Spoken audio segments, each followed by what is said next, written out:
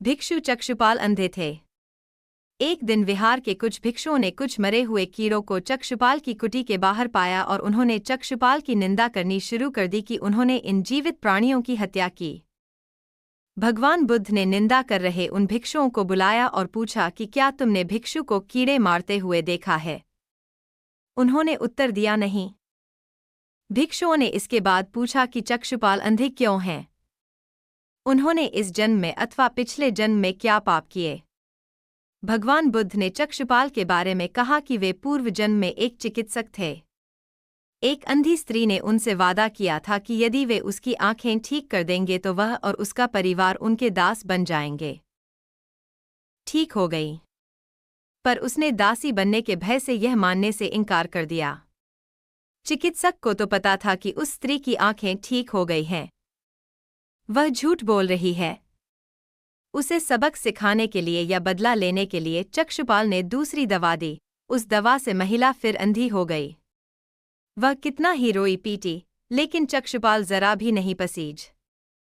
एक बार भगवान बुद्ध अपने अनुयायियों के साथ किसी गांव में उपदेश देने जा रहे थे।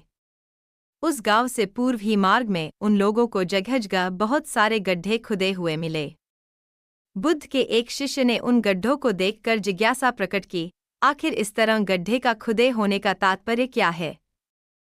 बुद्ध बोले, पानी की तलाश में किसी व्यक्ति ने इतने गड्ढे खोदे हैं। यदि वह धैर्यपूर्वक एक ही स्थान पर गड्ढे खोदता तो उसे पानी अवश्य मिल जाता, पर वह थोड़ी देर गड्ढा खोदता और पानी न मिलने पर दूसरा गड्ढा खोदना शुरू कर देता। व्यक्ति को परिश्रम करने के साथ धैर्य भी रखना चाहिए। प्रेरक कहानी 3, अमृत की खेती। एक बार भगवान बुद्ध भिक्षा के लिए एक किसान के यहाँ पहुँचे। तथागत को भिक्षा के लिए आया देखकर किसान उपेक्षा से बोला, श्रमण मैं हल जोतता हूँ और तब खाता हूँ। तुम्हें भी हल जोतना और बीज बोना चाहिए और तब खाना खाना चाहिए। बुद्ध ने कहा, महाराज, मैं भी खेती ही करता हूँ। इस पर किसान को जिज्ञासा हुई और वह बोला, मैं न तो तुम्हारे पास हल देखता हूँ, ना बैल और ना ही खेती का स्थल। तब आप कैसे कहते हैं कि आप भी खेती ही करते हो? आप कृपया अपनी खेती के संबंध में समझाइए। बुद्ध ने कहा, महाराज, मेरे पास श्रद्धा का बीज, तपस्या रूपी वर्षा और प्रजा रूपी जोत और हल है। पाप भीरुता का दंड है, विचार रूपी रस्सी है, स्मृति और जागरूकता रूपी हल्की फाल और पेनी है। मैं वचन और कर्म में संयत रहता हूँ। मैं अपनी इस खेती को बेकार घास से मुक्त रखता हूँ और आनंद की फसल काट लेने तक प्रयत्नशील रहने वाला हूँ। अप्रमाद मेरा बैल है जो बाधाएं देखकर भी पीछे मुंह नहीं मोड़ता है। वह मुझे सीधा शांति धाम तक ले जाता है। इस प्रकार मैं अमृत की खेती करता हूँ।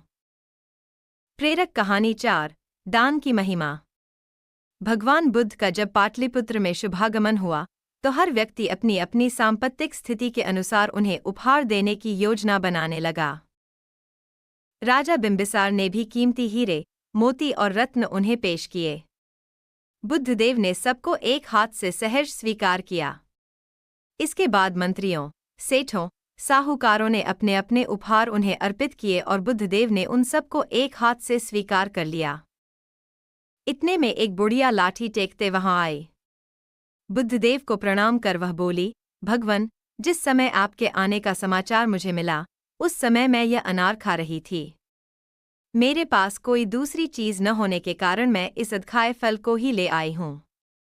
यदि आप मेरी इस तुच्छ भेंट स्वीकार करें तो मैं अहोभाग्य समझूंगी।